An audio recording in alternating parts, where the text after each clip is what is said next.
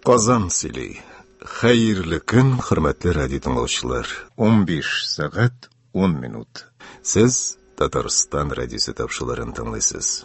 Хәзер без сезнең игътибарга язучы Зәки Зәйнуллинның атаклы хәрби җитәкче, чыгышы белән татар Алексей Антонов турында «Ир егетләр» дигән әсәреннән өзекләр тәкъдим итәбез. Беренче өлеш. Әсәрне Россиянең халык артисты Әсһәр Шакир укый.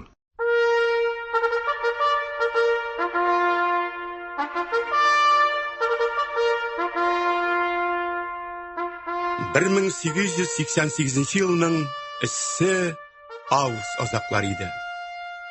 Казан каласыннан 100 чакрымнар чамасында Оренбур юлының уң ягында Ивана исемле Крәшин авылында 3 никрутны ак патша хезмәтенә озаталар. Егетләр берсеннән берсе тазалар, гайрәтләр. Үзләрен уратып алган әтияниләре, туган тумачалары белән саубуллашу бара.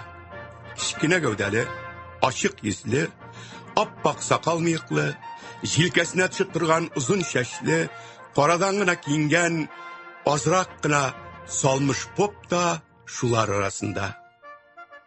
Ул үзенең егетләргә соңгы үгет нәсихәтен бирә башлады.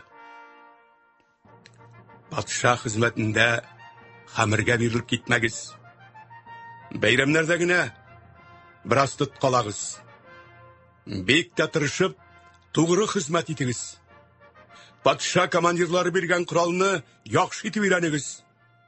Бер генә җирдә дә үзегезнең татар икәнегезне, православный диндә булугызны онытмагыз. Рәсәйне сакларга китәсез. Әтиянигезгә хатлар язып торыгыз. Слава Богу! Ишегездә миннән дәресләр алып, укый яза беләсез. Син, Иннокентий, татар буларак, юкка барга кызып китеп, харап булуың бар. Солдат хезмәт ул сиңа Иванай урамы түгел. Никрутлар попның көмеш тәресен үбеп хушлаштылар.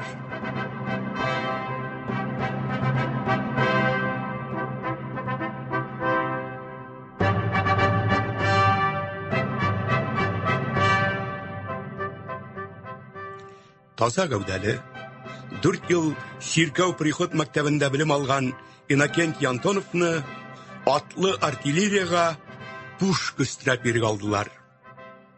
Хезмәт иткәненә 2 ел тулгач, батарея командиры капитан Черенкаров Антоновның кул башыннан кычаклап, бер читкә алып китте. Менә нәрсә, Антонов, белемең 4 еллык, башың аек, әйбәт эшли. Атларны да бик әйбәт беләсең. Полк командиры синең белән сөйләшергә кушты. Ул сине фельдшер итеп хәрби хезмәткә калдырырга уйлый. Эш авыр түгел. Авыру атларны аерып алып давалау, имгәнгәннәрен юк итү.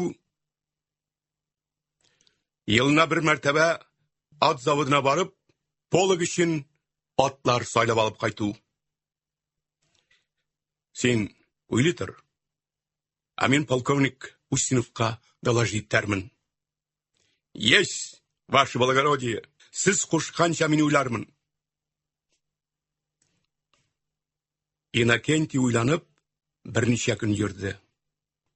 Авылга, Иванага кайтсаң да, җир аз. Кайда булса, үзеңә урын эзләп, читкә чыгып китәргә кирәк. Калды Иннокентий, патшаның артиллерия хезмәтендә хәрби атларны караучы булып. Ул чыннан да ат авыруларын, хайваннарның холык-фигыльләрен, үз-үзләрен тотышларын, көч-гайрәтләрен бик яхшы белә иде. Дәват исе Михаилдан өйрәнгән һөнәр ул. Михаил бабайның чын исеме Мөхәммәддин булган. Тик аны 12 яшендә авылларын чукындырганда православный иткәннәр, кишләп чукындырганнар. Михаил бабай урыс динен тотып, якшәмбе көннәрендә урыс чиркәвенә йөрсә дә, кеше күрмәгәндә авыз иченнән генә бисмилласын укып, үзен мөселман итеп тыя иде. Шуны гына да, улым, безнең күңелебездә һәр чак мөселман Алласы дип дугалар өйрәтә иде.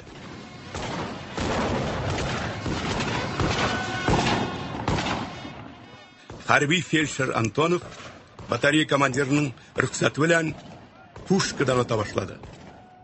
Менә бер көнне Антоновның пушка кырып атканын полк командиры күреп калган.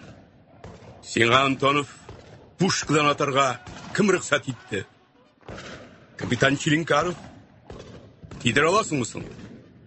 Так точно, ваше высокоблагородие. Батарея командиры капитан Чилинкаров минем атудан канагат. Миндә артиллерист сәләте бар ди. Да? Сәләт бар димы? Так точно. Сәләте бар. Кара син аны, полковник күпреп торган мыекларын сыпырып куйды. Айда, Антонов, без синең белән булай эшлик. Син яхшы итеп атарга өйрән. Бер-ике айдан синең атканыңны мин үзем карап бәя бирермен. Әгәр яхшы атырга өйрәнсәң, мин сине артиллерия офицерлыгына укытырган 10 айлык курсларга җибәрмен. Тулы каласына. Подпоручик дәрәҗәсе алып, артиллерия офицеры булып кайтырсың. Киләчәк хәрби хезмәтең артиллерияда хәрби офицер булып үтәчәк. Аңладыңмы? Так точно, ваше высокоблагородие. Аңладым. Мин Чилинкаров кайтырмын. Ул сине өйрәтер. Ай ярым үтүгә полк командиры полковник Устинов фельдфебель Антоновтан 10 снаряд аттырып карады. Котлыйм сине, Антонов. Бәйг оста атарсың. Молодец. Рад стараться. Бер айдан Лида каласында ат ярминкәсе була. Пушка өстерәп чаба алмый башлаган атларны сайлап алып, шул ярминкәдә сатарсың. Ә инде сентябрьнең 20-сенә тулыга 10 айлык курсларга китәрсең. Аңладыңмы? Так точно. Синнән яхшы артиллерист чыгарга тиеш. Уңышлар телим сиңа. Рәхмәт, ваше высокоблагородие. Хуш, хәзергә.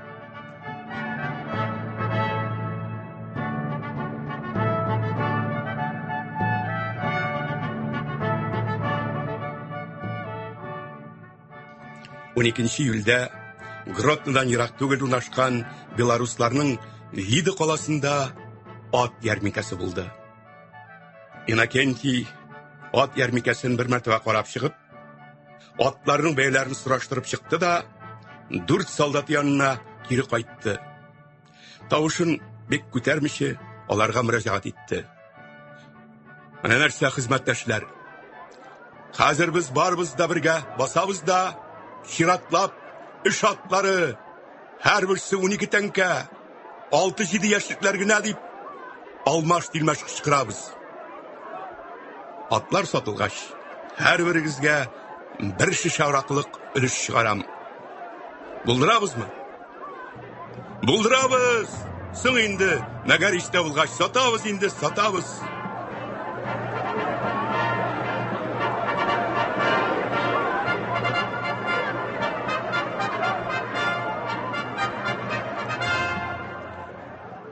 Икат сатылгач, таза гәүдәле, төскә чибәр, кылыч борынлы, озынча йөзле белорус атлар янына туктады. Янында басып торган 16-17 яшьләр чамасындагы кызы үтә дә чибәр, сөйкемле, талчыбык кебек зифа буйлы нечкә билле иде. Иннокентий чибәр кыздан күзләрен читкә алырга тырышса да, булдыра алмады. Белорус һич көтмәгәндә татарчалап кызына дәште. Бу тишек баш егет кисәге синнән күзен ала алмый. Әгәр сиңа дәшеп, сөйләшә башласа, сөйләш, елмай. Мин атларын сәрмәк чыгармын. Шәпләрен сайлап алырбыз. Бәяләрен төшертергә тырышырга кирәк. Кыз кызара биреп башын селкеде. Ярар. Иннокентий урысчалап белоруска эндәште. Нәрсә? Атлар кирәкме? Соң кирәкме дип инде? Кирәктер. Хуҗалыкта ат артык буламыни? Рөхсәт итсәң, карап чыгыйм, тоткалап. Тоткалайда. Авырулары юк инде. Яшерен батырын түгел. Пуш көстерәп чаба торганлар алар. Акырын чаба башладылар. Шуңа сатабыз. Җир сөрергә, йөк сөйрәргә, тырмаларга һич шиксез 10-12 ел яраклы булачаклар алар. Шулай дисеңме? Шулай дим. Ат белгече мин. Бөтен полкка бердән-бер. Белоруста төшеп калганнардан түгел икән. Туп-туры, иң көчле, тырыш саналган кызыл лаклы алаша янына барды. Аннан тагын 2 атны сәрмәп чыкты. Белорус ат белгече иде ахрысы. Атларны карап чыккач, күп минде булар. Һәр берсе 15 сумнан. Алай икән. Безгә яраклы хак түгел икән шул.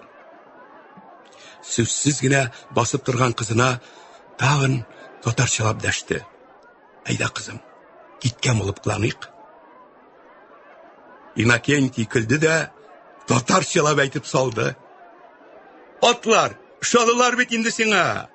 Кая киткән булып кыланасың? Белорус белән кызы урында каттылар. Акчаң булмаса, әйдә алышабыз. Син миңа кызыңны бирәсең. Мин сиңа менә бу 3 атны бирәм. Бер башка 3 баш. Әйдә. Әллә син татармы? Нигә?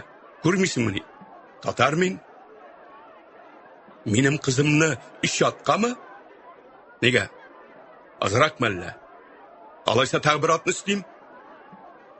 Әллә хатының юкмы? Өйләнмәгәнме син? Өйләнмәгән шул. Киләсе елга ялга кайтсам, үзебезнең авылдан татар кызын алып килермен дип йөри идем. Менә бит.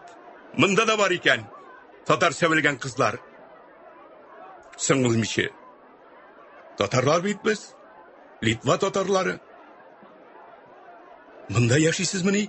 Әйе, Литвада. Мәдинәкә ишеткәнең бармы? Бар әлбәттә.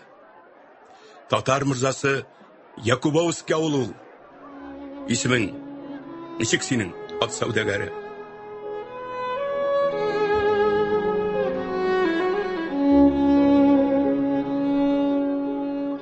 Ибрахим диде Иннокентий. Үзенең крәшен икәнлеген әйтәсе килмәде. Мин Леонтий Арабей. Исемем Литвача инде. Без мөселман татарлары. Тик соңгы 20-30 елда телне оныта башладык. Хәзер күпчелек татар, литваллар телендә сөйләшә. Без Мәдинәкәдә яшәгәннәр әле татарча сөйләшәбез. Исемнәр инде Литвача. Дин мөселманча, ислам дине. Син тишек баш булып чыкмадың бит әле. Атларың әйбәт. Бир 10 тәңкәдән. Ишесен дә алам. Бирәм уннан. Кызыңны миңа хатынлыкка бирсәң. Яшь бит әле ул. Яңа гына 16-сы тулды. Егет җилән белән йөргәне дә юк. Ну йөрмәгәч, бик әйбәт. Минем дә көтеп торган бер кешем дә юк. Син миңа 10 тәңкәдән бир атларыңны. Шул арзанрак хак задатык булыр. Мәдинәкәгә килсин. Кызны баш кудалап. Исеме Таисияның. Агайны җыярбыз, сөйләшербез. 10 тәңкәдән булса, задатык дисең инде. Дим, алайга киткәч, 10 тәңкәдән бирәм. Казённый атлар бит. Югыным. Мин кызымның бәясен төшермим. сиңа 36 тәңкәне хәзер бирәм. Ул куен кисәсеннән бер төргәк акча чыгарды. 36 сумны санап, Иннокентийга тоттырды. Кулга кул сугыштылар. Үзе кызына пышылдап, ныклап карап егеткә: "Сине күргәч, бетте бу" диде. "Кил, сөйләшербез, киңәшербез. Агайны нәрсә әйтер бит? Хуш."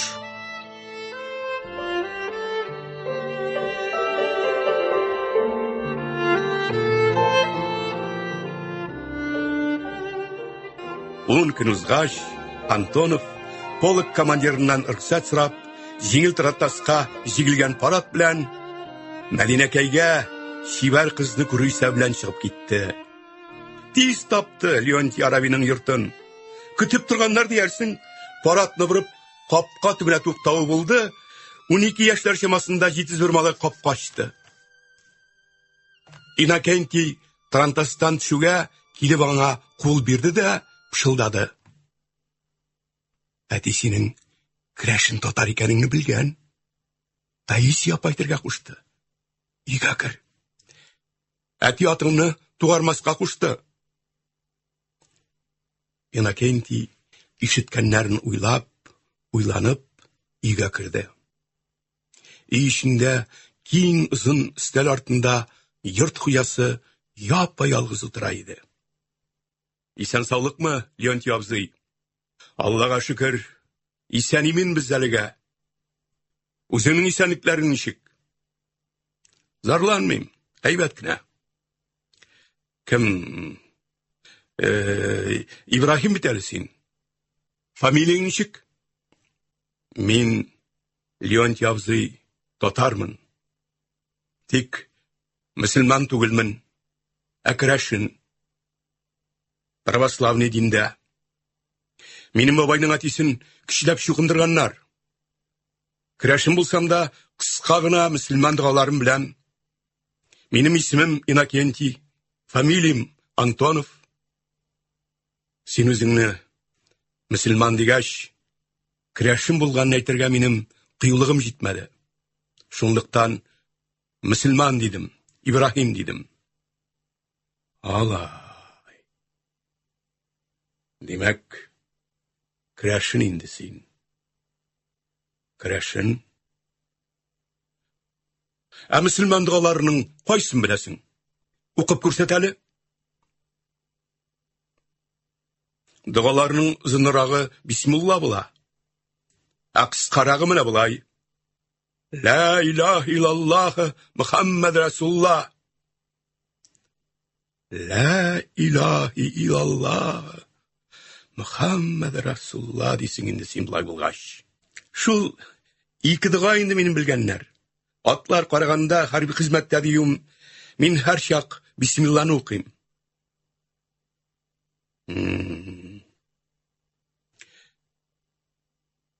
"Муеныңда тәрең бармы?" "Юк. Нигә?" "Солдатка киткәндә әниемә биреп киттем." "Алай икән. Үзеңне кем дип уйлыйсың инде син? Чукынганмы, мөселманмы?" "Чукынган татар мин."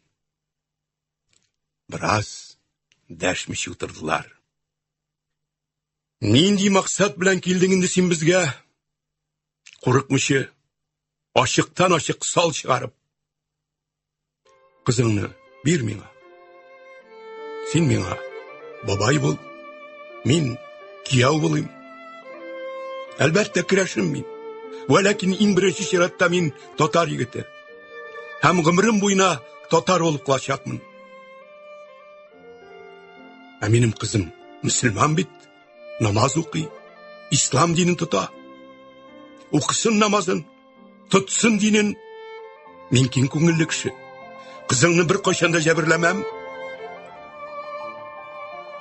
"Дөнья көткәндә Иннокентийнем савыт-саба шалтырамый тормас.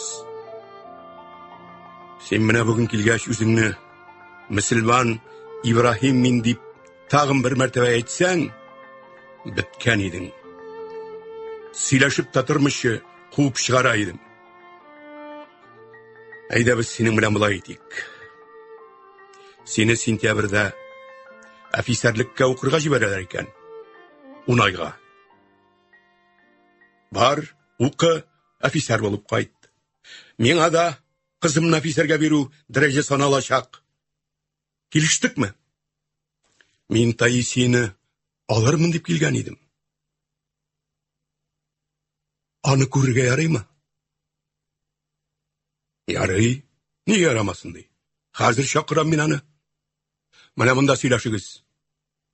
Шықты да қызын ертіп кірді. Ярай, мен шығайым әлі. Ішлерім бар. Сөйләшігіз. Ипләп кенә ишекне ябып шығып кетті. Иннокентий қызға ақырын ғана дәшті. Таисия. Қыз ұзын кірпіклерін көтеріп, шалт аяз көк ізі кібік сәп-сәңгәр көздерін егітке тікеді. Иннокентийның йөрәге тибудән туктагандай булып, әллә кайларга төшеп китте. Тамагы кибеп, сүзен әйтә алмас хәлгә килде. Кыздан пышылдап кына тавыш чыкты. Тыңлыйм сине, Иннокентий. Мине сентябрьдә 10 айга укырга җибәрәләр. Әтиең кайткач яучыларсың ди Таисияны. Ә без карар кылырбыз, биргәме юкмы ди. Син көт мине, яме. Мин кайткач та килеп җитәрмен. Өйләнешербез, туй ясарбыз, бергә яшәрбез, яме.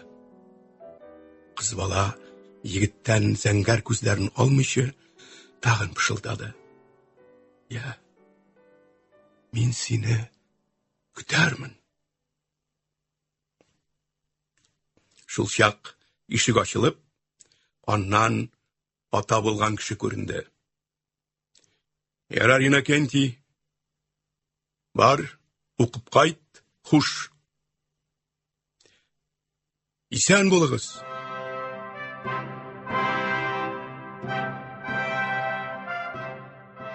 1895 елда Мәдинәкәйдә Иннокентий Антонов белән Таисия Рабига мөселманча никах укып, туй мәҗлесе ясадылар.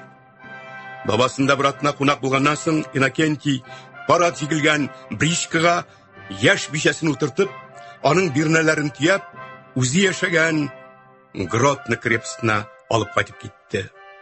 1896 елның 15 сентябрендә Гродно каласында поручик Антонов Иннокентийның улы туа.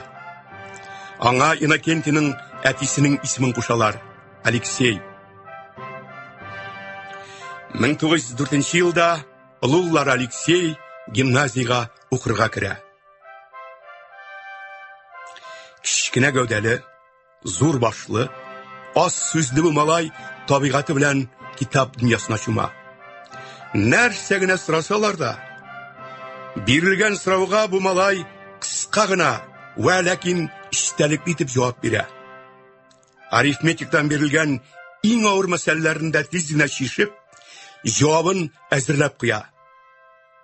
Гимназияда укуңарга һәр вакыт зур шатлык, канәгатьләнү тойгылары китерә.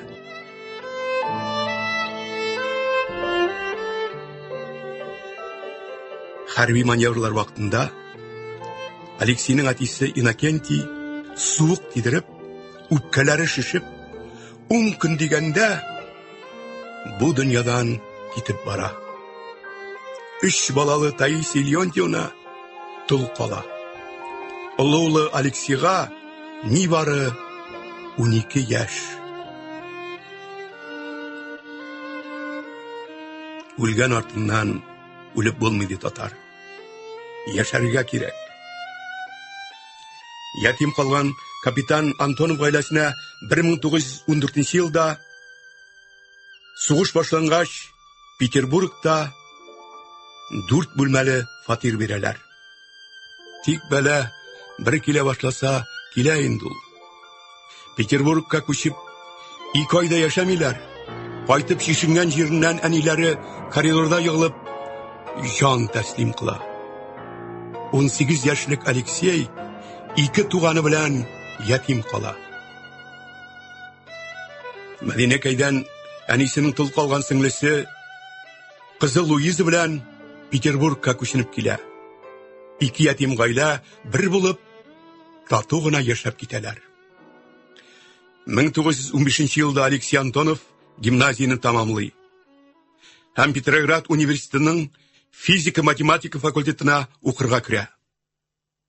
Дөнья куласа, бер әйләнә бер баса ди татар мәкале. Алексейга университетта укып белем алырга язмый. 20 белән барган егетне солдатка алалар, Петропавловский хәрби юнкер училищесына офицерлеккә укырга җибәрәләр. 10 айлык кыска вакытлы курслар үтеп, яңа чыккан поручик Алексей Иннокентьевич Антоновны егерь полкына взвод командиры итеп билгелиләр. 1915 елның декабрьдән алып, 1917 елның июленә кадәр поручик Антонов немецларга каршы сугышларда катнаша. Урыс армиясе солдатлары күргән ачлык, нужаларның барысында яшь поручик окопларда күрә. Идел, Урал, Сибир авылларыннан куып китерелгән, инде Русия армиясенең пушка итеп әйләндерелгән чын татар егетләре белән очраша. Сәләтле егетнең теле тагындан ныграк шымара, сафлана, матурлана. Герман сугыш окопларында яшь офицер чын татар теленең матурлыгын, тирәнлеген, җырларының моңын аңлый башлый. Татар егетләренә карап, Алексейның иң сокланганы аларның авырлыкларга чыдамлыгы, батырлыклары, бер-берсенә ярдәмгә ашкынып торулары. Землянкаларда, Тимирмич елсында ул күп кичләрен татар солдатлар белән бергә уздыра. Татар җырларының моңына мөкиппән китеп, чын татарлар җырлаган Кара Урман, Тәфтиләү, Әллүки, Герман җырларын тыңлый. Үзе дә аларга ярып җырлый башлый. Сугыш окопларында мичтә тәгәрәткән бәрәңге татар егете Алексейның иң яраткан ашына үрелә. 1918 елның 1 майында поручик Алексей Антонов демобилизацияләнеп армиядан китә. Ә инде 1918 елның җәендә Русиядә гражданнар сугыш башлана. 1919 елның 11 апрелендә элекке поручик Алексей Иннокентьевич Антонов Кызыл армия сафларына алына. Бик күп сугышлар үтә. 2 мәртәбә яралана. Гражданнар сугышының иң талантлы булып танылган Михаил Васильевич Фрунзе җитәкчелегендә Кырым ярым утравын алуда катнаша. Фрунзе белән очрашу Антоновның хәтерендә гомергә онтылмаслык булып кала. Иптәш комфронт Михаил Васильевич, дивизия штабы начальник ярдәмчесе Антонов. Сезгә генә әйтә торган сүзем бар. Үтенеп сорыйм. Мине берничә минут кына тыңлагыз зинһар. Икәүдән икәү генә калып. Бик мөһим, яшерен сөйләшү мәллә. Так точно. Әллә сез элек офицермы? Так точно. Поручик. Күптән сугышасызмы? 19 апрель айыннан. Иптәш комфронт, әгәр мин әйткәннәр сезнең өчен билгеле булса, сезнең кыйммәтле вакытыгызны алган өчен гафу үтенәм. Тыңлыйм сезне. Кыскасы, түрек балы биек. Алдында чокырлар казылып, су белән тулган. Югалтулар бик зур булачак. Сивашны җәүләп кичеп, түрек балына тылыннан бәргә кирәк. Мин бетердем.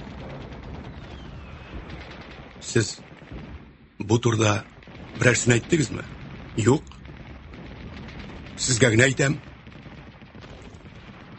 Сивашның киңлеге күпме? Беләсезме? Карта буенча 4-тән алып 7-8 чакрымнарга кадәр. Җирле халык җил көнбатыштан искәндә Сивашка тузга йөри. Җил көнбатыштан искәндә? Әйе, көнбатыш җиле Сиваш суын диңгезгә куып чыгара. Ә инде җил көнчыгыштан иссә, суның тирәнлеге 2-3 метрдан арта. Аны җәяүләп кичеп булмый ул чакта. Фрунзе баскан урында бераз дәшмичә уйланып торды. Беләсезме, иптәш Антонов? Кырым операциясенә Сиваш аша һөҗүм итүне өстәргә кирәк. Бу безнең һөҗүмнең иң мөһим юнәлешенә әйләнергә мөмкин. Сиваш аша бәреп кирсәк, Түрек валын штурмлауның безгә кирәге бетәчәк. Тылдан алабыз без аны. Рәхмәт сезгә. Бу очрашуны мин беркайчан онытмам. Сау булыгыз. Сиваш аша һөҗүм оештырабыз һәм сезнең Инза дивизиясын иң алдан җибәрәбез. Шанычыгыз өчен рәхмәт сезгә, иптәш Фрунзе. Гафу үтенәм, Антонов.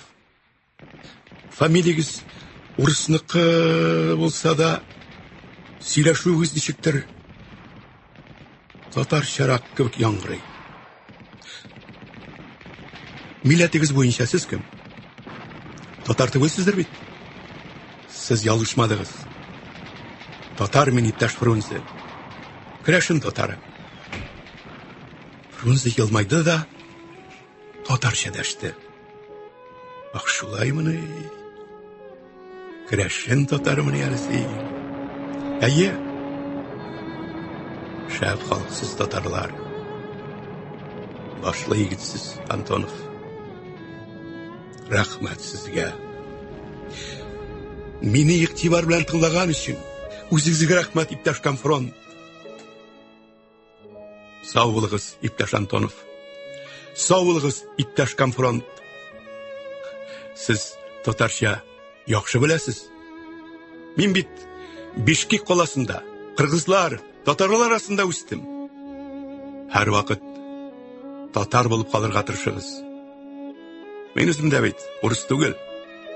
Ә кем? Чепчен Молдаван мин. Менә берәр табында туры килсәк, җырлашырбыз әле. Мин молдаванча, ә син татарча. Килештекме? Килештек. Фрунзе белән Кырым штурмы алдыннан очрашып сөйләшү Алексей Антоновның йөрәк түрендә мәңгелек җылы истәрәк булып калды. Фрунзеның татар халкына биргән бәясе хәтерендә үлгәнче сакланды. Татар булып кал.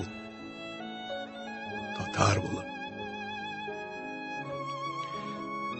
Фрунзеның бу теләге Алексей Антоновның тормыш девизына әверелде.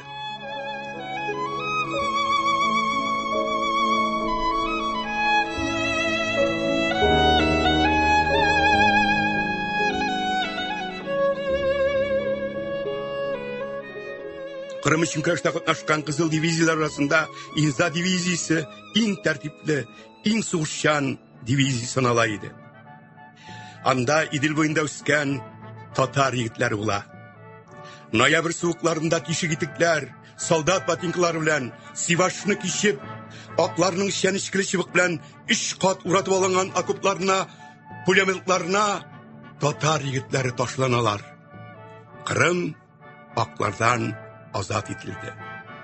Михаил Васильевич Фрунзе тәкъдим белән Сивашны кичүдә актив катнашкан өчен Алексей Иннокентьевич Антонов Хәрби революцион советының дәрәҗәле коралы белән бүләкләнә. Бүләкне Фрунзе үз кул белән тапшыра. Гражданнар сугышы большевиклар җиңү белән тамамлана. 15 Инза оқшы дивизиясында Антонов 1928 жылының августына қадар қызмет ете. Енді 1932 жылда Антонов шулық Фрунзе исімдегі академияның оператив факультетіне оқыра кіре, хаманы 1930 жылда шулай оқ оңышыл тамамлай. Антонов да штабистлар арасында бүтінләй шырамай тұрған оңышлы карьера башлана. 1936 жылының октябрь айында Қызыл армияның генерал штаб академиясы ашыла. Аның ең бірінші тыңлаушылары Василевский, Говоров, Багримян, Ватутин, Антонов қабыл етілелер. Академияда оқу бір ел бола, таманда бик нықлап харби стратегия үйренілі. 1937 жылда генерал штаб академиясын тұташ отличный белгілер өлеңіне тамамлаған Алексей Антонов юғары совет указы білән ең жауаплы, ең дәрежелі саналған Мәскәу харби округынан штаб начальник етіп белгілене. Енді 1937-38 жылларда Қызыл армияның ең зор командирларын атқан еллар ол. 1937 жылының июнінде Тухачевский, Якир, Убаревич, Эйтман, Фельдман, Примаков, Путнын аталар. 1938 жылының ноябрь айында атаклы маршал Блюхерні юқ етелер. 1938 жылының азағында Антоновны бик нық түбән шырып, Фрунзе исемдегі академияға үлкен ұқтыш етіп белгілілер. Бик түбән тәгәрәсе дә Антонов артық хистәргә бирелмичә, шул қойылған урынында эшләгән. Біраз вакыт узгач, шул ук академия кафедра начальнигының урынбасары итеп куела. Кафедра начальниги Антоновны иртә белән үзенең кабинетына чакыра.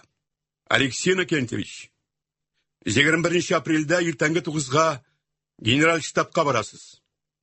Анда Фин сугышында батырлык күрсәткән командирларга орденнар тапшыру булачак.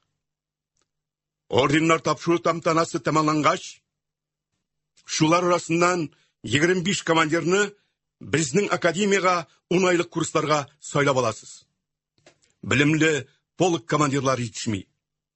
Кыска вакыт эчендә полк командирлары әзерләргә кирәк. Яхшы, эшләрмен. Онытмагыз, bir секундга. Так точно, bir секундга 9-да Генштабта булырга. Антонов орденнар белән бүләкләнгән командирлар исемлегеннән 30 кешене сайлап алды. Эшне озакка сузмыйча, һәр кергән кандидатка 5 минуттан да артык вакыт сарыф итмичә, унлап кешене кабинетта аша уздыргач, урта гәүдәле, төптән юан чыккан, йөзе нурланып торган bir майор кирде. Кабаланмый гына доклад ясады. Сезнең буйрык буенча майор Гаврилов килде. Антонов өстәл кырыенда урындыкка күрсәтте. Утырыгыз, иптәш майор. Майор утырды да сабыр гына көтә башлады. Антонов алдында яткан кагазга карап, үзе өчен генә укый башлады. Так. Халкы тыныч. Белеме 8 сыйныф. 1900 елда туган. Милләте белән татар. Татар. Үзе Гаврилов Петр Михайлович. Антонов татарча эндәште. Сез Крәшин татарымы? Майор сәерсене башын күтәрде, акрын гына җавап бирде. Татар мин. Крәшин татармы дим? Мөселманмы? Әллә тагын. Кемдер инде? Аллага ышанмыйм мин. Коммунист мин. Мин дә татар бит. Фамилиям Антонов булса да. Мин сезне күргән көннән үк бу кешеллә татар микән дип уйлаган идем дә ул. Ни өчен алай дип уйладыгыз? Йөзегез нурлы. Татар йөзе. Алай икән. Нурлы дисез инде.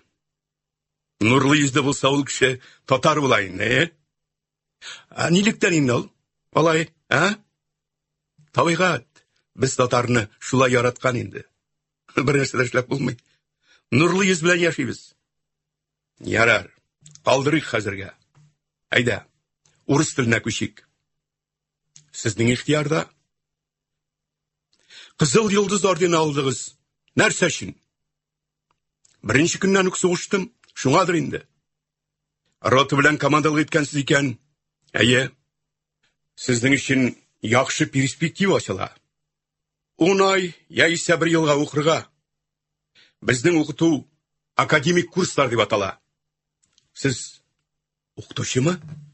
Әйе, өлкән укытучы. Татардан укытучы чыккач яхшы инде. Ә мин менә тырышып-тырмашып кичкә 8 сыйныфны тамамлап 9га кергән идем. Ятим үстем мин. Әтисез. Ә сез үзегез кайдан? Кайдан булым инде? Ерак түгел. Казан каласыннан.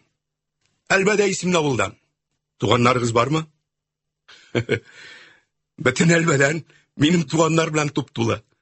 Майор гына булсам да, безнең авыл өчен иң зур, иң дәрәҗәле начальник саналам. Мин ялга кайтсам, авылның һәммә кешесе кунакка чакыра. Бармасаң үпкәлиләр. Гаиләгез бармы? Улым, хатыным бар. Ә сезнең ничек? Минем балалар 3. Сезнең вакытны алам инде мин. Илләме рәхәт, татар белән сөйләшү. Мин хәрби хезмәттә сезнең кебек зур дәрәҗәле татар кешесен очратканым юк иде әле. Тагын бар микән безнең арада татардан шундый зур дәрәҗәлеләр? Бар. Крәшин татарларынан мин Гордов, Ватутин дигәннәрем белән очрашканыбыз да бар. Тагын генерал Новиков та бар дип ишеттем. Тик үзем күргәнем юк. Ә инде Шаншев турында ишеткәнегез бардыр? Бар, тик күргәнем юк. Хөсәен Мәүлидов дигән генерал штабта эшләгән бер егет турында ишеткән идем мин. Әллә кая китте? Ишетелми соңгы вакытта. Ярар, иптәш майор. Сез курсларга алындыгыз, мине исегездә калдырыгыз. Фрунзе исемендәге академиядә эшлим мин. Сезгә дәресләрдә бирим әле.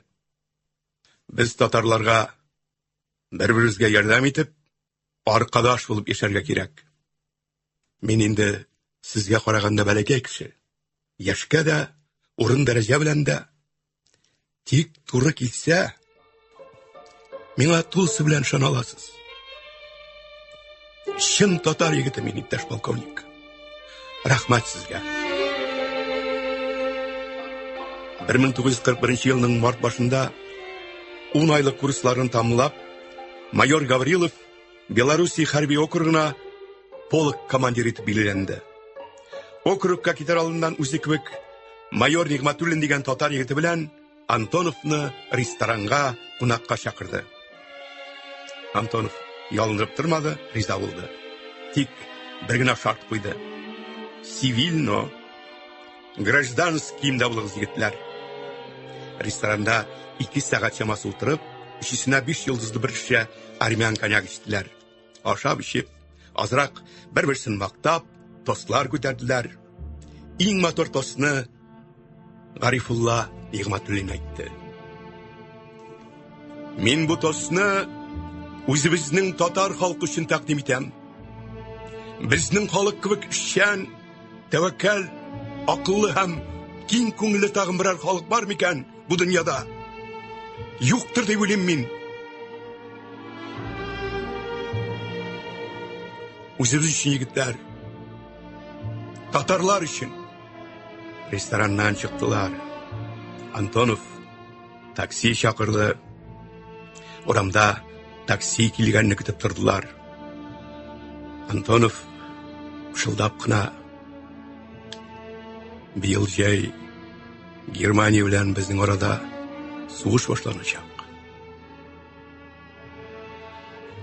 Исән калырга тырышыгыз, егетләр."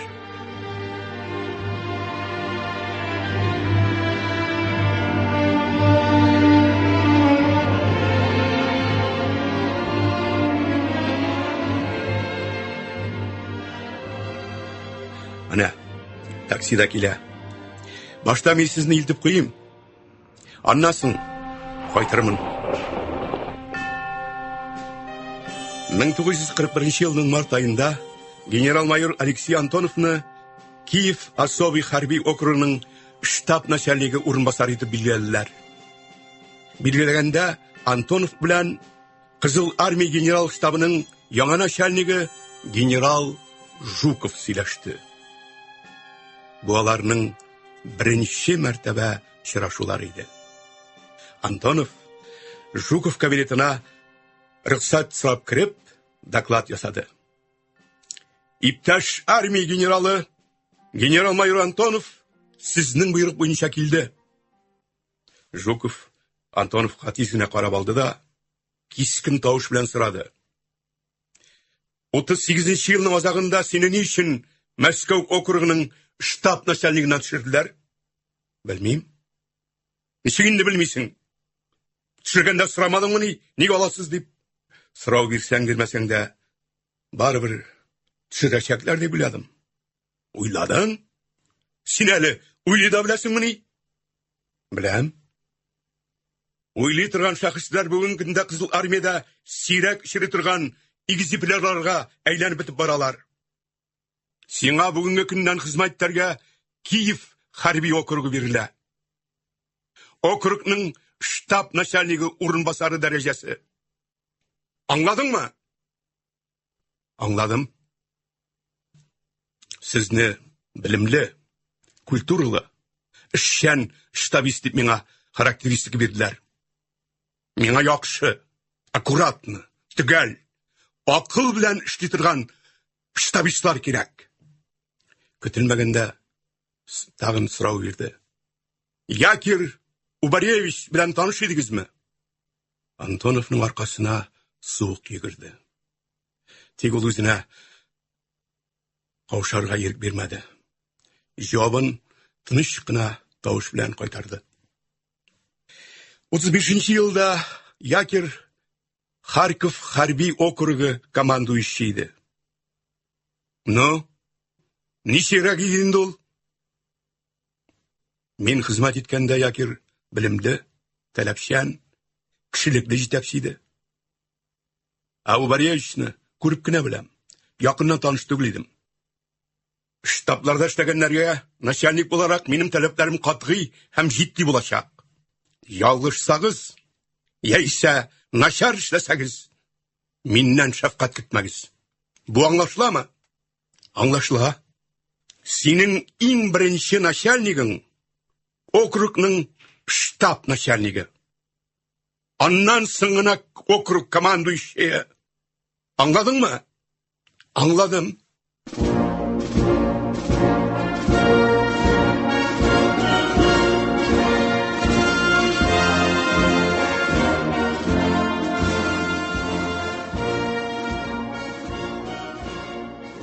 Сез язучы Зәки Зәйнуллинның атаклы хәрби җитәкче чыгышы белән татар Алексей Антонов турында «Ир егетләр» дигән әсәреннән өзекләр тыңладыгыз. Аларны Россиянең халык артисты Әсһәр Шакир укыды. Өзекнең дәвамы тиздән Россия радиосының яңалыклар чыгарылышыннан соң 16 сәгать 10 минутта яңгыраячак. Казан сөйли. Хәерле көн, хөрмәтле радио тыңлаучылар. 16 сәгать 10 минут. Сез Татарстан радиосы тапшыруларын тыңлыйсыз.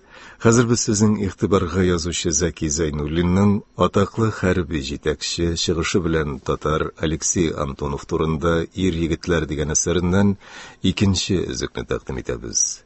Аны Россиянең халык артисты Әсһәр Шакир башкара.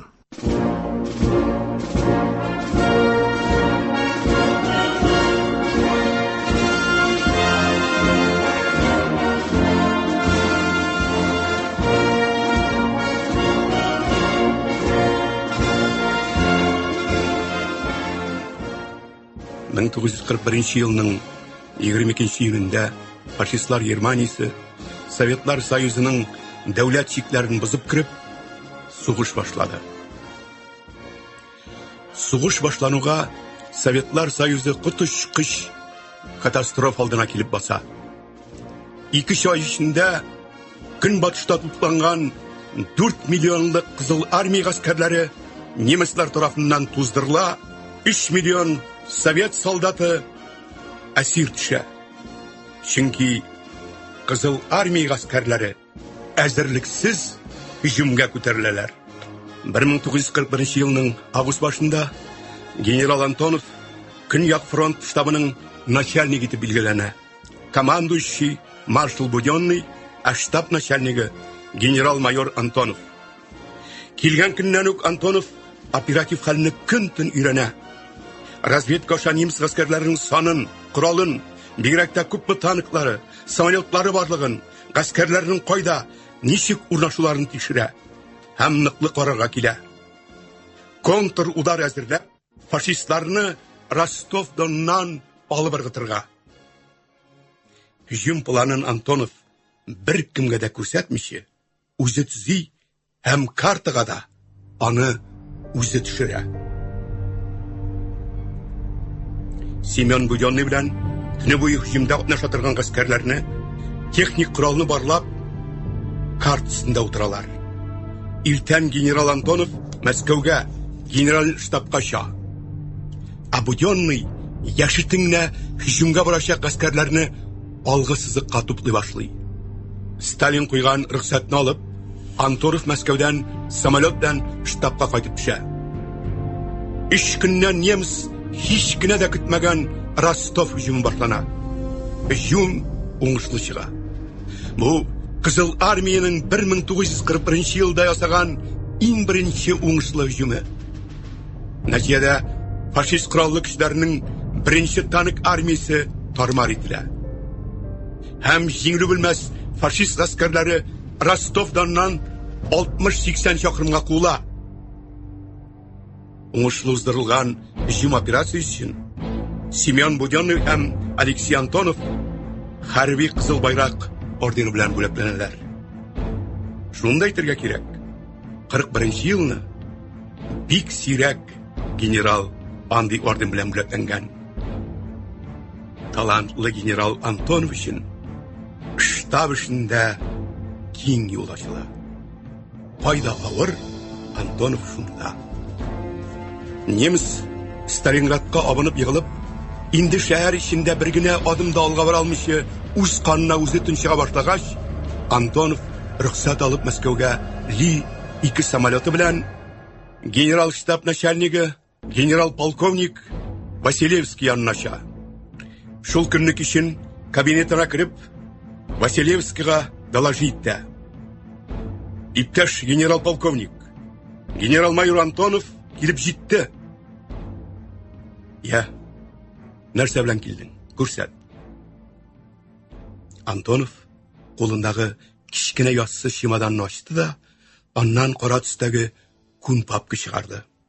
Папка эченнән карта чыгарып өстәлгә җәйде. Василевский картаны карап, өйрәнеп бетергәч, картаны кем эшләде? Мин үзем? Тагын берәр сөйләм бу турда? Юк. Так.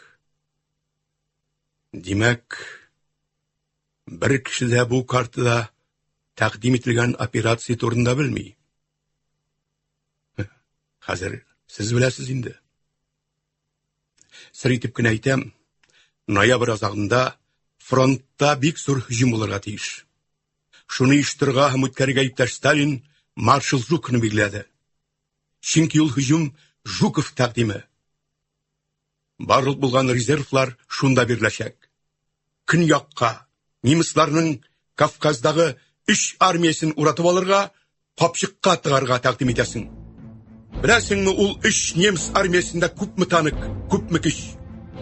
3 армияда сугышыр өчен бензиннары юк. Танкларына да, машиналарына да бензин юк. Ну күз алдына китер әле. Немец солдаты җәйге киемдә, кышкы салкында атнау көн җәяүләп Ростов ягына атлый. Кар, буран, үзе аш, бензин юк. Жуков тәкъдим иткән үзәктәге һөҗүм немец анда окопта. Окоплары тирән. Оборона ныгытылган. Алар анда безне көтеп торалар.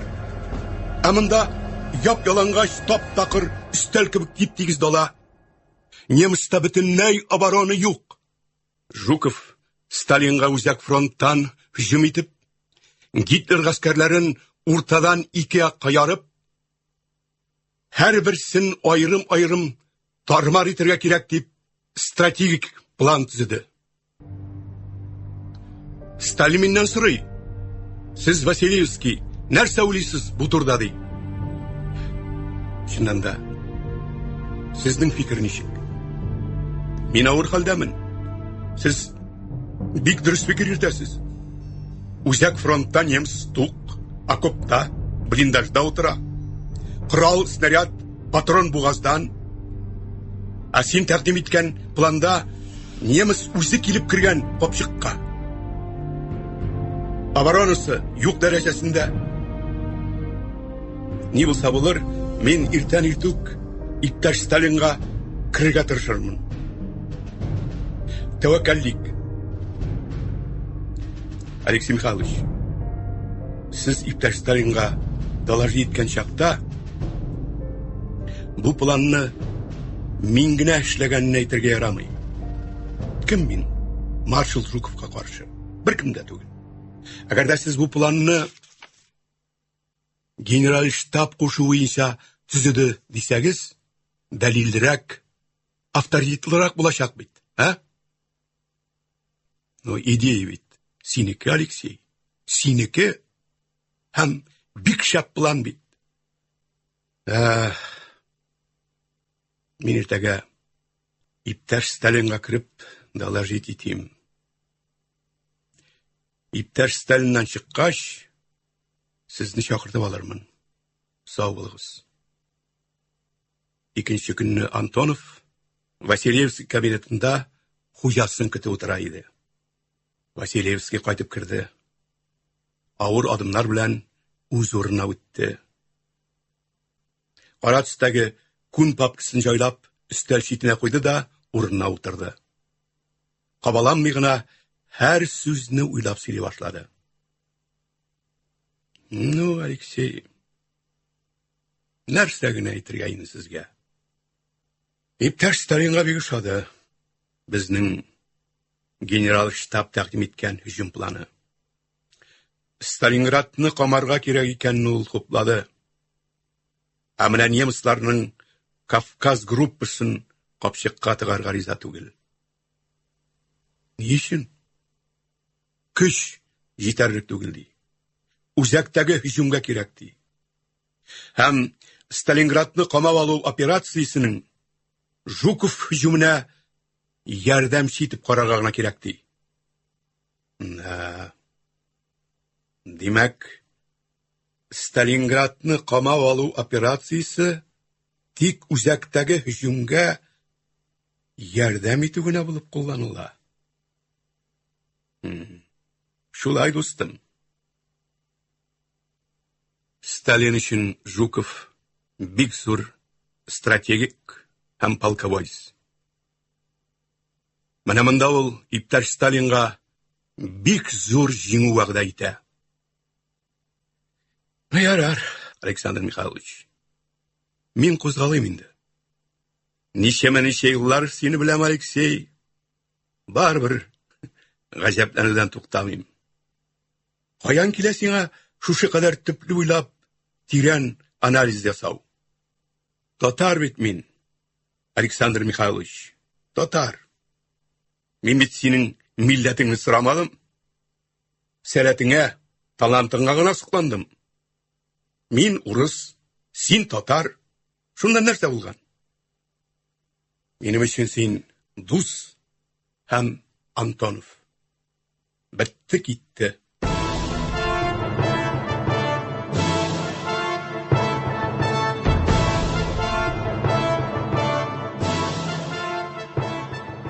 Сталинград сугышы 1943 елның февралендә зур җиңү белән тәмамланды. Ә менә маршал Жуков планлаштырган үзәктәге фронтлар белән немецны сыту өчен оештырылган һөҗүм операциясе барып чыкмый. 3 көн буена немец оборонасын үзү өчен көн-төн барган сугышлар бернинди уңай нәтиҗә китерми. Жуков тәкъдим иткән hüjum турында Сталин хәзер ләм-мим дәшми. Чөнки барып чыкмаган hüjum иптәш Сталин белән Жуковның уртак уңышсызлыгы. Генерал Антонов тәкъдим иткән, Генштаб начальнигы Василевский тормышка ашырга тырышкан, немецларның 3 армиясын капчыкка тыгу планы үтәлми кала. Немец гаскәрләре Дон елгасы агымының уң ягына чыгып өлгерәләр. 1942 елның декабрь башында яңа гына генерал-лейтенант булган Антоновны Мәскәүгә генераль штабка чакыртып алалар. Василевский Антоновның үзенең урынбасары итәргә теләвен Сталинга әйтә. Сталин аны тыңлап тора да, бер дә исе китмәгәндәй, сезгә эшләргә, кемне алырга, кемне алмаска, үзегез карар кылыгыз. Генштаб өчен Антоновтан түгел, генерал Василевскийдан таләп итәчәкбез ди. Генштабка килүнең беренче көннәреннән үк Антонов ат кебек бер туктамый эшли дә эшли. Аның ис китмәле белемле, зиһенле икәне көннән-көн сизелеп тора. Шулай төпле уйлап, яңа урында эшкә өйрәнүе штабтагыларга бик ошый.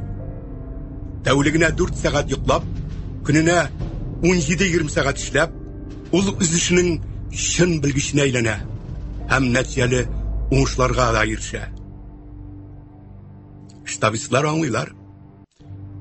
Оператив идарәнең яңа начальнигы генерал Антонов нәкъ штабка кирәк кеше.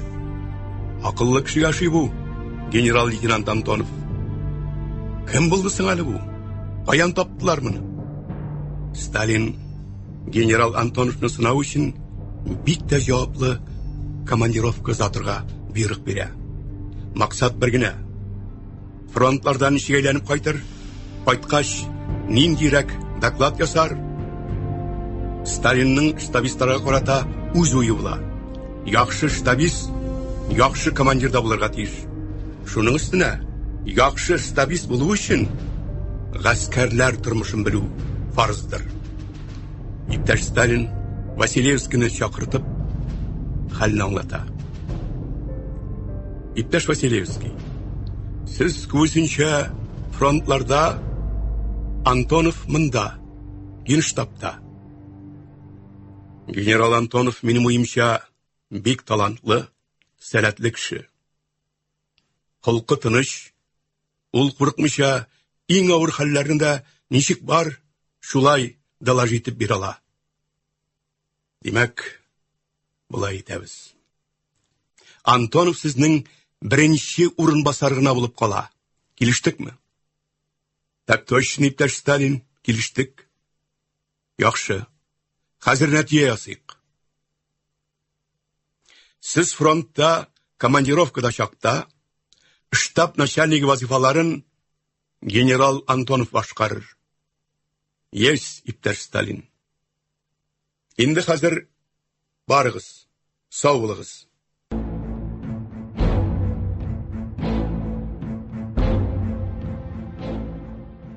Василевский белән сөйләшү тамамлангач, иптәш Сталин Антоновка сорау бирә. Җәйге кампания нинди булырга тиеш дип уйлыйсыз, иптәш Антонов? Минем уйлавымча, безгә яздан ук оборона тотып, немецны туктатып, аннан соң гына контрһөҗүмгә күчәргә кирәк. Безгә оборона, бары тик оборона. Һөҗүм иткән Верховның танкларын юк итәргә һәм шуннан соң берничә фронт белән һөҗүмгә күчәргә. Немец бит уратып алу операцияләренең мастеры. Әгәр немецләрнең танк армияләре безнең оборонаны үзеп, андагы гаскәрләрне калып алып, танк клиннары ясый башласалар, резервтагы безнең танк армияләре аларга каршы марш-бросок ясарга тиешләр. Немец оборонаны үзеп безнең тылга танк колонналарын җибәрсә, безгә башка чара калмый. Танықлар қапма-қарсы келіп бәрілішірге тиішмі? Әйе, немісларда бензин білән шетірған танықлар, бізде солярка. Екі танық таранда бәрілішсе, немісінің бензинлі танкі яна башлаяшақ. Танықлар янашақ бай, икісі де. Бізде қазір танықлар екі тапқыр көбірек. Неміс танықлар яны бітер, біздікілер қалыр. Неміс бұларны Курский дуғасына кетіріп шәпейшек деген фикірге нешік қарайсыз? Дұрыс фикір деп қарайым. Чүнки верхмут генералларының соғышта түп принцибі дұшманның құралы күшлерін тармар ету, юққа шығару. Кіші біткәш территория өзінен өзі жеңуші ағына көше. Әм ол принцип дұрыс деп өлем мен. Барлық фронтларда күшлі оборона тұтысак, Курский дуғасына Рокоссовский һәм Ватутин шәкшіл кеткен фронтларны қойсақ, алар бірішмейешеклер.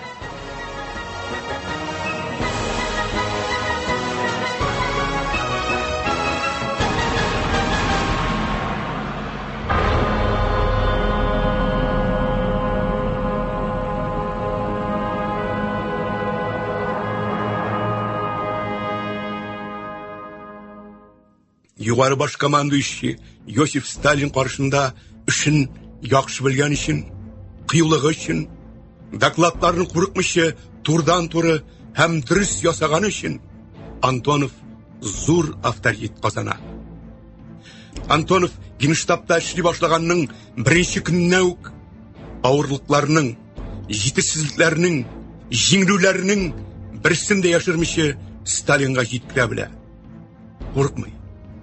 Ни қадар гына дұрыслық ауыр ашы болмасын, ол докладқа кіре, һәм Сталинға жеткіріле. Антоновның қызметтәшлері алдында авторитеті нық, зурдан болуының сәбәбі, аның қорықмышы, Сталинның ялғыш фикірлеген шақларында шул фикірлермен келішміші, қаршы тұрып, өз фикірлерін әйтудәдір. Ат керек тапқан шақларында Антонов әр шақ өз фикірін ашықтан ашық айта алған. Сталинға генштабта бір нинди ялған информация өтмей. Гитлерда, Сталинда 1943 жылының жайында болашақ Курский дуғасы бәрілішіне әзірленерге тұтыналар. Курский дуғасы соғышын планаштыруда генерал Антоновның стратегик ойлау таланты ис кеткеш оңай нәтиже бере.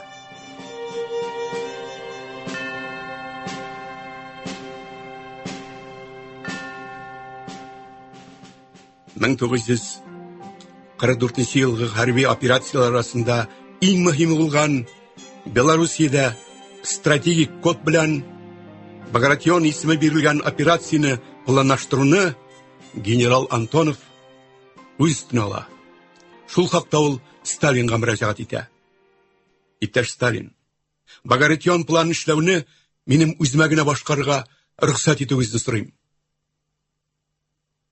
Сталин йөргән җиреннән туктап, бер генә сорау бирә. Сәбәбе?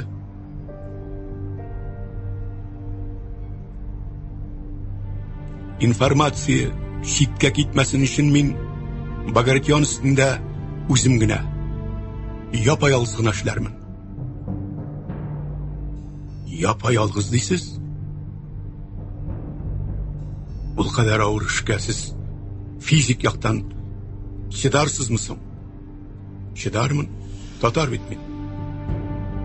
Татарин? Әйбәт. Күп вакыт кирәк сезгә Багратионны өлгертеп миңа доклад ясарга. 15 көн. Шулай, аз кирәкмени? Мин ул Багратион турында яңа ел алдыннан ук уйлый башлаган идем инде. Немецның сугыш ала торган Центр фронтын юк итү өчен безгә үтә дә яшерен Багратион операциясе кирәк. Сезнең белән килешәм. Мин риза. Тотыныгыз. Немец командованиесен иң җаваплы юмнар Балтик буенда, Көньяк фронтларда булырга тиеш дип шандырга кирәк. Ничек кенә булса да. Антонов план өстендә атнадан артык вакыт эшләгәч, Сталин карары буенча Багратион турында бары тик 5 кенә кеше белә. Алар Сталин, маршал Жуков, генерал Василевский һәм оператив итара начальнигы генерал Штеменко белән аның бер урынбасары. Багратион турында язу сызулар, телефоннан сөйләшүләр, телеграф аркылы мәгълүматлар бирү туктатыла. Белоруссиягә якын 3 фронтта бик ныклап оборона эшләре җәелдереп җибәрелә. Барлык солдатлар җәйге кояш астында чишенеп, окоплар казыйлар, землянкалар төзиләр. Агитаторлар һәм командирлар бары тик оборона тоту турында гына сөйлиләр. Тырышулар бушка китми. Немец алдана.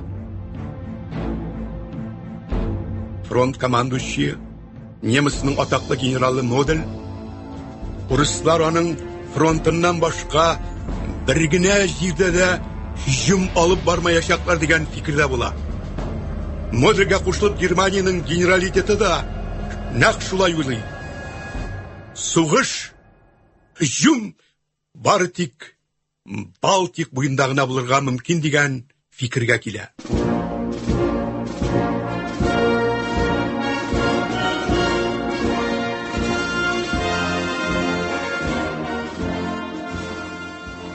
Мен 1944 елның 14 майына Белоруссия операциясын әзерләү тәмамлана. 1944 елның җәендә Багратион операциясе зур уңыш белән уздырылып, немецларның иң зур, иң көчле Центр фронты тармар ителә. Әсир төшкән немец гаскәрләре үзләренең генераллары җитәкчелегендә Мәскәү урамнары аша парад белән үтәләр.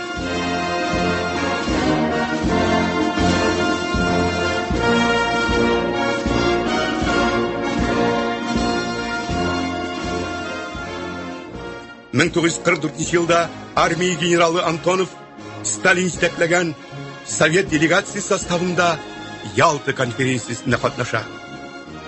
Ялтада Черчилльгә һәм Рузвельтка генерал Антонов үзенең төгәллеге, уйларының кыска һәм аңлаешлы итеп сөйли белгән өчен ошый.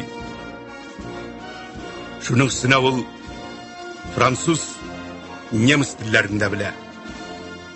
Чит ил делегация әгъзаларының күзенә нык ташланмыйча, Антонов бик күп мәгълүматлар туплый. Ялта конференциясендә Сталин өчен генерал Антонов иң кирәкле кешеләрнең берсе була.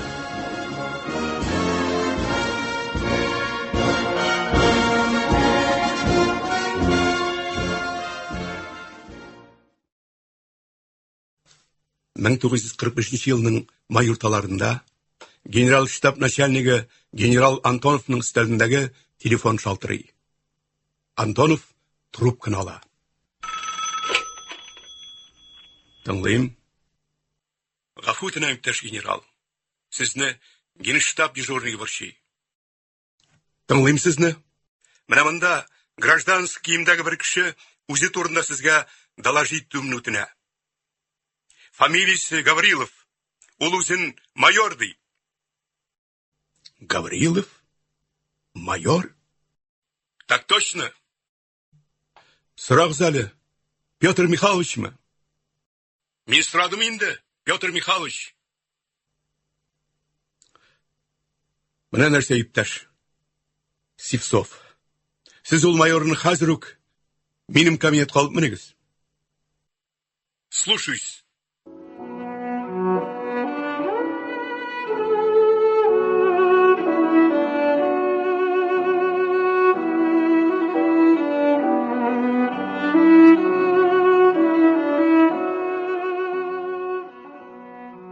Бірнеше минут үтүгә Антонов стел артынан чыгып: "О, Петр Михайлович, исән сау икәнсең. Ничә еллар үтте. Шатмын сине күрергә. Кая? Кочаклыйм әле үзеңне. Эх, син татар егете." Гавриловның дулкынланудан йөзе кызарып чыккан. Һәм ул тамагына утырган тирне ит алмый. Көчкә сөйли башлады. Әллә каушадың? Я, сөйлә. Ничегрәк әйтергә икән, дип уйлыйм. Син уйлап торма. Әйт күңелеңдәгеңне. Мин бит Алексей Иннокентьевич 4 ел немістә әсирлектә булган кеше.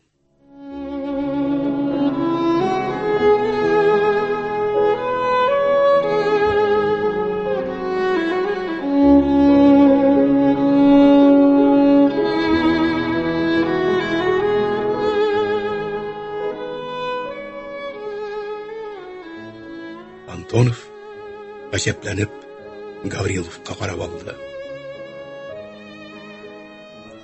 Үз түрдән, Петр Михайлович.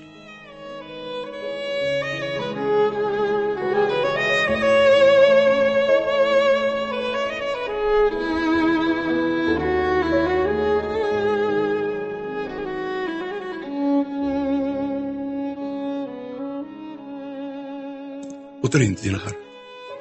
Петр Михайлович, утыр. Тартынма, уңайсызланма да. Син утырмагач, миңа да уңайсыз бит. Сөйлә, Петр Михайлович. Нәрсә сөйлим? Беләсең бит инде. Мин Фрунзе академиясендә 1 ел укыгач, Белоруссиягә полк командиры итеп билгеләндем. Сугышны Брест крепостендә каршы алдым. Шуннан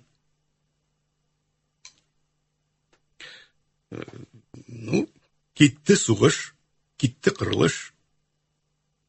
Көнне төннән айырган юк. Йокы килгәннән генә тәүлек үткәнен сизәсең. Тирә-як караңгы, кояш та юк, таң атуда, сугышта үтереш. Һич уйламаган идем. Крепость эчендә дә партизан сугышы алып бар була икән дип. Ничә көн сугыштыгыз? Мин җыйган халык 200 кешедән артык иде. Бу беренче көннәрдә. Инде 27 июньдә 4-әвенә калдык. Калганнар сугышып һәлак булдылар. Аннан 27 июньнән соң нәрсә булды? Нәрсә булсын?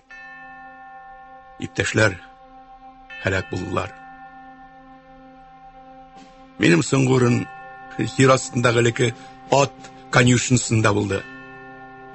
Такта, агач кисәкләре, брезент кисәкләре җыештырып, куш кебек нәрсә ясадым. Өстенә ат тиресе идем. Шунда киреп качып ятам. Чыгып 1-2 яшьне үтерәм дә. Тагын кирип ятам теге ат тизәге белән күмелгән кушка. Атларга дигән сулы бар. Шуны ашыйм. Эш китә башлады. Аңымны җуеп, куш ичендә ятканда ыңгырашканмын ахырсы. Иртән күземне ачсам, носилкада ятам. Корал юк. Янымда 2 немец солдаты басып тора. Икесе дә автомат тоткан. Берсе берле бакыра, оффенди.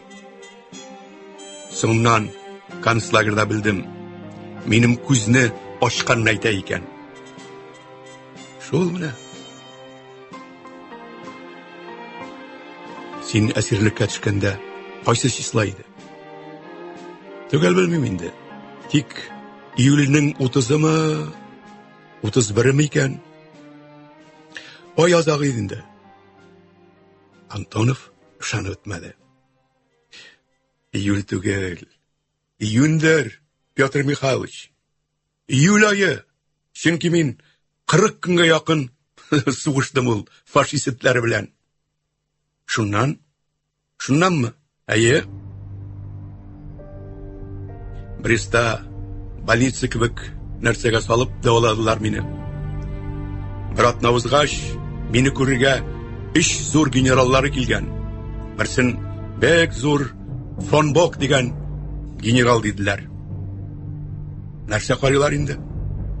Подвалларда айдан артык сугышкан батыр кешене карарга килгәннәр янәсе. Миңа шулай дип аңлаттылар. А больницадан соң кая алып киттеләр? Германияга, концлагерга.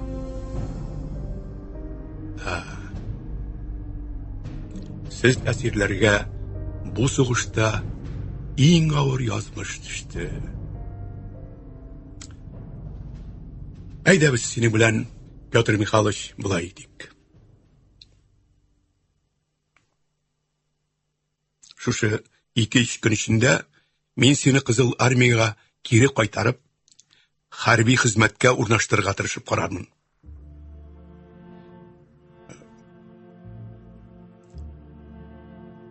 Тик син үзеңнең татар икәнлегеңне бүген бу көннәрдә бик афишер итмә.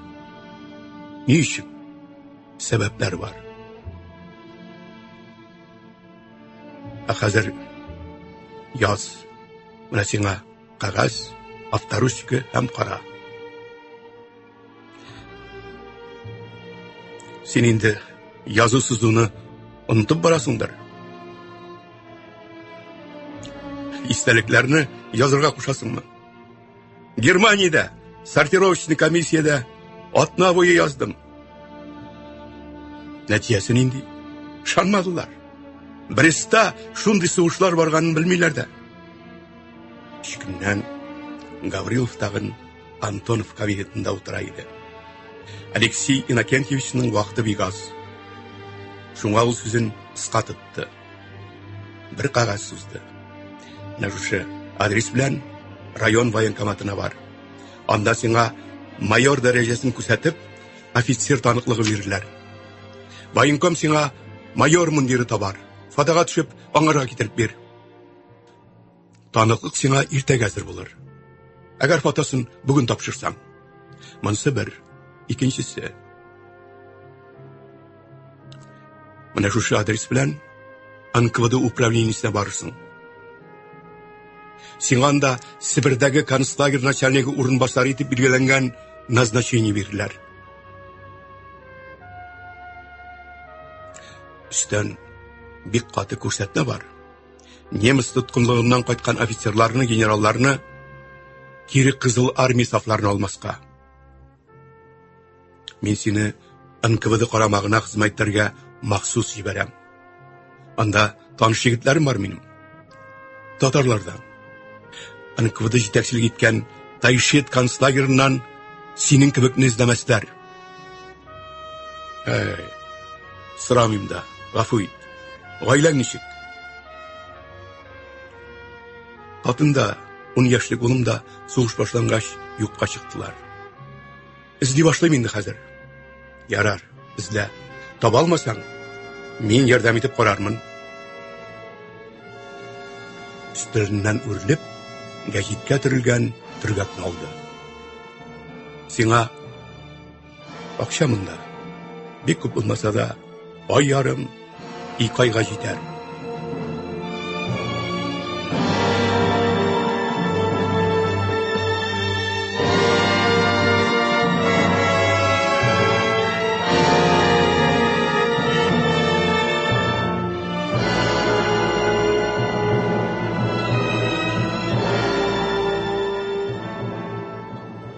Генерал Антонов генштаб начальнигы булып 1943 елның январыннан 1945 елның июнь башына кадәр эшли.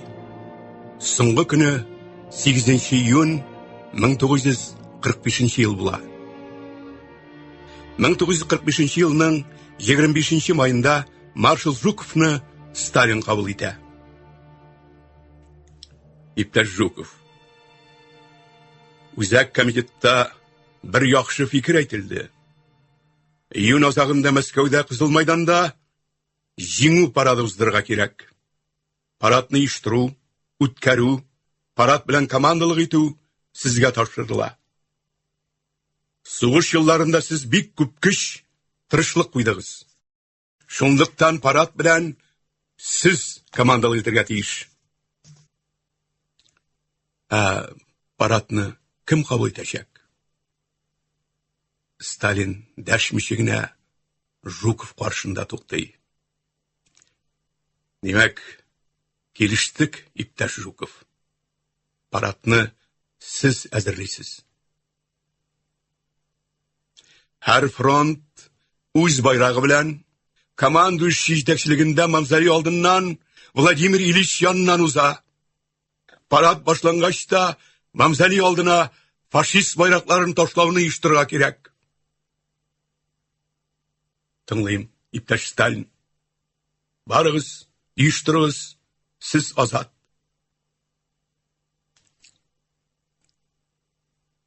Жуков бер сәгать үтүгә Кызыл армиянең кадрлар идарәсен җитәкләүче генералга шалтырата. Жуков сөйли. Соңгы көннәрдә иптәш Сталин кемнәрнең шәхсән эшләрен соратып алдырды. Жуковтан уттан курыккан кебек курыккан генерал яшереп тормый. 3 көн инде Генштаб начальнигы генерал Антоновның эше аңарда ята. Яхшы.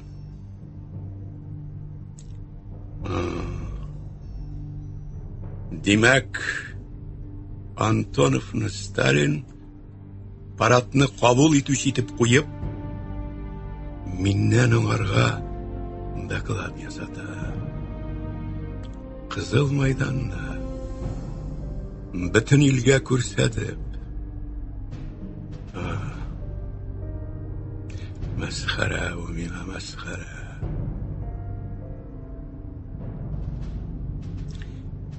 Икенче көнне Сталин кабинетына Антонов чакырып китерелә.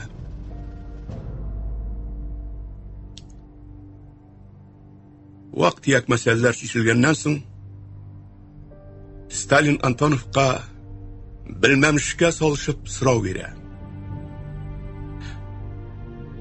Иптәш Антонов, сез милләтегез буенча татар икәнсез.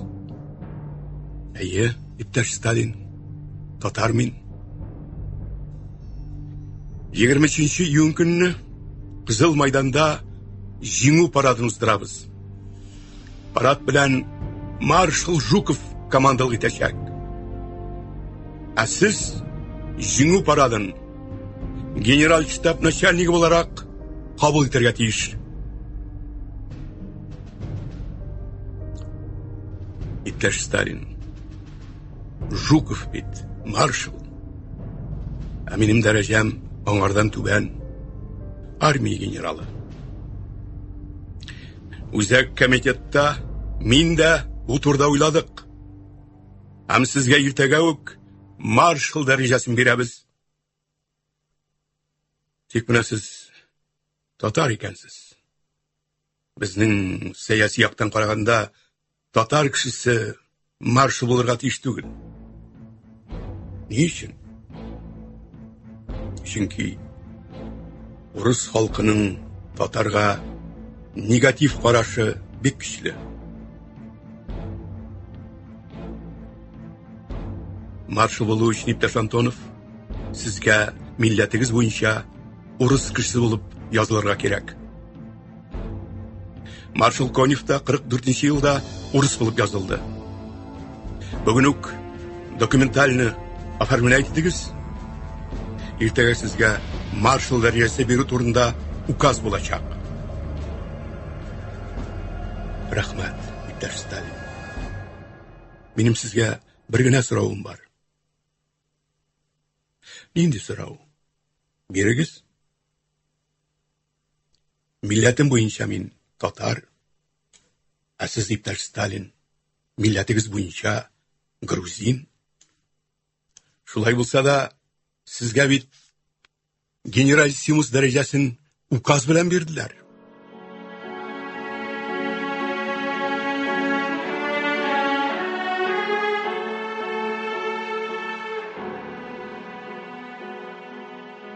Сталин сыры күзләрен тыныч кына, сабыр гына басып торган Антоновка текәде. Сез әллә минем тәкъдимне кире кагып, татар булып калмакчы буласызмы? Әйе, иптәш Сталин. Мин татар. Татар булып калачакмын. Бүлмәдә авыр тынлык урнашты. Сталин трубкасын кабызды. Кабаланмый гына кабинет уртасында басып торган генерал янына килде. Кызганыч, сезнең татар булып калу теләге. Бек кызганыч. Сез азат, иптәш Антонов. Барыгыз. Есть. Антонов Сталин кабинетыннан тыныч кына чыгып китте.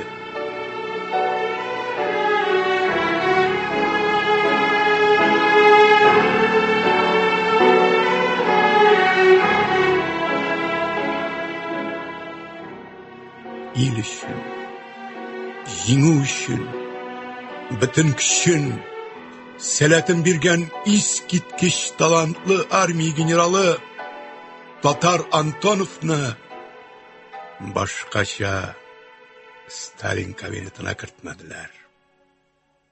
Сүнгән трубкасын тоткан хәлдә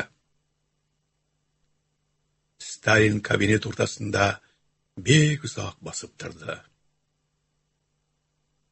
Бу татарлар кемләр соң әле? Талантлы, пишән, акыллы халык. Монысы шиксез. Тик бу кадәр үҗәтлек, горурлык, үзсүзлек каян килә буларга? Сталин стәл янына килеп, Кызыл армиянең кадрлар идарәсе начальнигына шалтыратты. Сталин сөйли. Бүген үк боерык әзерләп, миңа кул куярга кертегез. Армия генералы Алексей Иннокентьевич Антоновны генерал штаб начальник вазифаларыннан азат итәргә һәм Кавказ арты хәрби округына командующий ярдәмчесе итеп биреләргә. Ярдәмчесе. Генерал дәрәҗәсе калдырыла.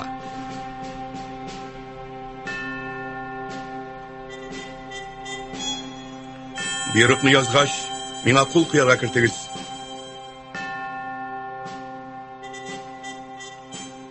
Әзер буйрыкны Антоновның кулына тапшырыгыз. Үзенең зур начальник дәрәҗәсеннән төшерелгәнен белсен. Аңладыгызмы? Так точно! Телефоннан генералның хром итеп үкчәләрен бер-беренә суккан тавыш ишетелде. Алексей Иннокентьевич Антонов 1943 елдан бирле армия генералы.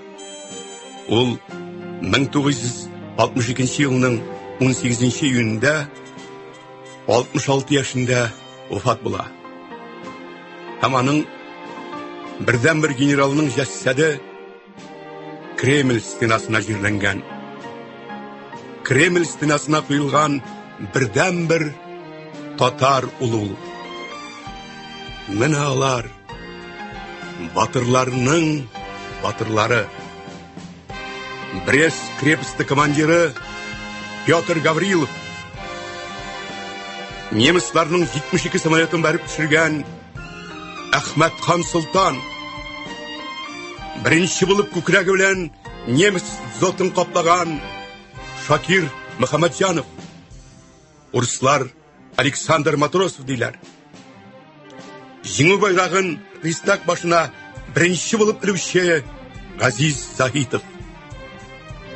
Бейік ватан соғышында бұл дүрт татар ясаған батырлыққа башқа теңнер жоқ.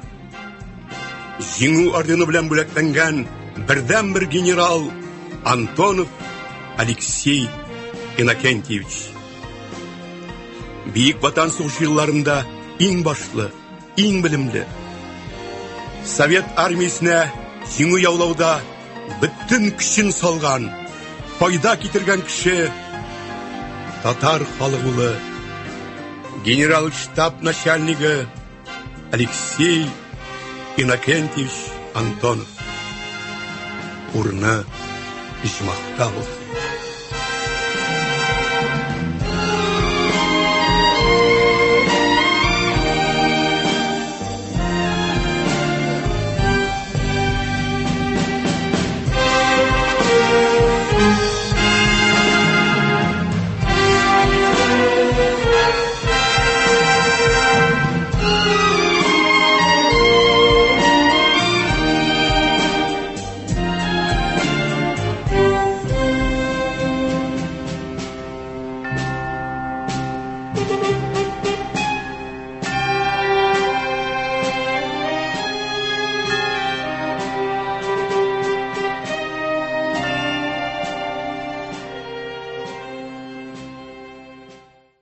Сіз язучы Зәки Зайнуллинның атаклы хәрби җитәкче, чыгышы белән татар Алексей Антонов турында «Ир егетләр» дигән әсәреннән үзек тыңладыгыз. Әсәрне Россиянең халык артисты Әсәр Шакир укыды, режиссеры Рамил Хидиятуллин.